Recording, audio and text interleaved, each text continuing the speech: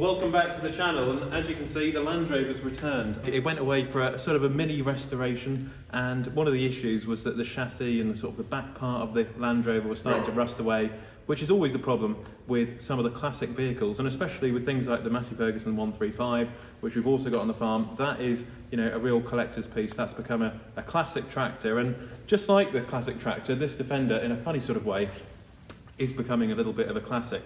A couple of months ago, I considered selling it and getting rid of it for something else, maybe the new shape Defender or another sort of farm vehicle, but I just couldn't get myself away from selling this car. I absolutely love it. It's become part of the farm, and although it's not, the most reliable thing in the world, although it's got quite high maintenance costs, there are a few things I do really like about it, and it is actually part of the farm now. It's a Land Rover, it becomes part of the family, and they're sadly never going to make any of them ever again in the UK. The engine is a transit engine. It was built in Dagenham down near London, and the majority of the part of the Land Rover, the rest of it, was made at Solihull, just near Birmingham. So it really is one of the last great British vehicles which was ever made here in England. So it's such a shame, that we've, gone away from sort of what we used to create. So here we are anyway. I'm really, really happy with the job that Black Barn Heritage has done. A huge shout out to Mike from Black Barn Heritage. This has travelled all the way back from Windsor today, so it's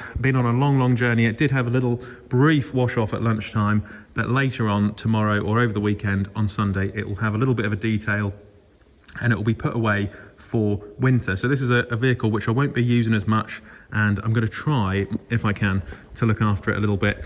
You'll see some of the work which has been done. Only small minor things really, such as cosmetics. On the inside, it's not looking too bad. There's not a huge amount to do on the inside of the vehicle.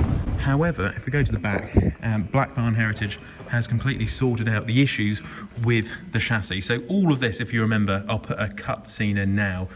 All of this was sadly rusting away, and as you can see, it's now got all lovely new bolts. It's been resprayed, repainted. I actually briefly went over it with some oil like a WD-40 in a bottle, just to try and preserve it a little bit as best as I can. But for the most part, leave a comment in the comment section what you think of it. It is, a really great Land Rover. I really love this car more than some of the more modern stuff, to be honest with you, just because it has got so much character, and it's really, as Mike said, just about preserving the vehicle really. So I've left the radio on in there, unfortunately, but yeah, just little things like that, little bit of oily rag, try and maintain the thing, look after it. And for the most part, Mike and the team down at Black Barn did say, if you see there, got the new number plate on, Black Barn Heritage, the guys did say that it needs to be kept in good condition. Try and look after it, because it is just one of the last. It's a Puma 2.2, which was originally the Ford Transit engine, which it does go quite well, to be fair, on long distance journeys. As I say, love this vehicle, not going to be getting rid of it anytime soon. It is a long-term keeper. If you look here, these wing mirrors, these were all sadly rusting away with anodized corrosion on the aluminium, and also the footsteps down below had also completely rusted off. So they have all been sorted out. So have the mud guards as well. Still need a little bit of a wash off, which I'll do tomorrow over the weekend. You see it's got new bolts and all the rest of it. And actually in the rims, these hubs were repainted as well. So it's had quite a few things done to it, a few tweaks to try and sort of bring it back up to speed. But one of the best ways, they say, to look after these old Land Rovers is to put them in a bubble during winter time. Never take them out when there's gritters around at Christmas time, because grit will rust your chassis away from the salt in the grit, which is one of the biggest problems to any classic vehicle collector or restorer. Is just keep it away from the grit, try and look after it, preserve it. It's exactly the same with the classic tractors as it is with the classic cars, as well as other motor vehicles. So yeah, leave a comment in the comment section what you think of it. I'm absolutely over the moon with the job they've done. Even like these bolts down here, which have been replaced, and all of these have been taken off, shot blast, re-anodized, and just really gone the extra mile. So we will try and put less miles on this vehicle and put it away over the winter months, try and restore it, try and look after it, with the hopes to preserve it for future generations. And this is the condition I'd like to keep it in, and of course using it more and more on the farm, it's just going to be a constant battle trying to look after it and keep it in good condition. That is one of the biggest problems, of course, with these old Land Rovers. If you look down below, the F actually flew off on the way home, so I've got a new one coming in the post. There's a few little bits and bobs, sort of hazard lights and things. And even these blocks here, these were all rotten on my one, and they've just brought them back to life. So amazing job. I mean, I just speechless, absolutely speechless. And it's become just like the 135, like the classic tractor, really.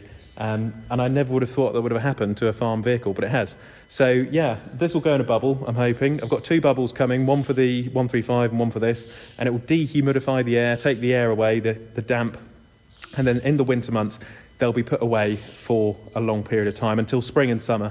This will come out in the spring, same with the 135, that'll come out for shows, and the pair of them can be used in the drier months ahead. So over winter, I've got a farm vehicle which I'm going to be using. We've got the Polaris Ranger, and there's also a farm pickup truck which I'm going to have use of from now until spring, and that will be joining as a main workhorse, and the Defender has been retired as a workhorse. And then also, as I've been speaking about in previous videos, over the last sort of couple of weeks, we've been doing Olly's Farm Weekly all over summer. And now, with the winter nights approaching, with the short days, with the cold weather, things are changing. So with the farm, you know, the farm is shut down now. We're not doing as much arable work. It's more or less the same work all the time. And I want to give you guys some fun content, something interesting. So this Sunday, we're going to carry on with the tractor restoration project. I've got to go and look at a tractor which we're going to potentially look at investing in to restore. And then the following week after that, we've got a demo of a modern tractor, a little bit more affordable tractor with the way things are going at the moment, especially with the cost of farming, with the Ukraine situation, with COVID, with Brexit. It's not been ideal. So we're going to look at some affordable tractor options for farmers out there over the next few months up towards Christmas. I hope you're glad to see this old girl back, because I certainly am. It's just wonderful to see it in great nick, and it needs to be looked after and preserved. We'll give it a wash off on Sunday, put a bit more WD-40 on there, bit of oil, bit of engine oil just on the back chassis, bit of wax oil, stuff like that. I think will make a big difference. So yeah, absolutely over the moon. Thanks for watching. Keep liking and subscribing, and I will catch you on Sunday's video when we're looking at a tractor to invest in as a restoration piece over winter.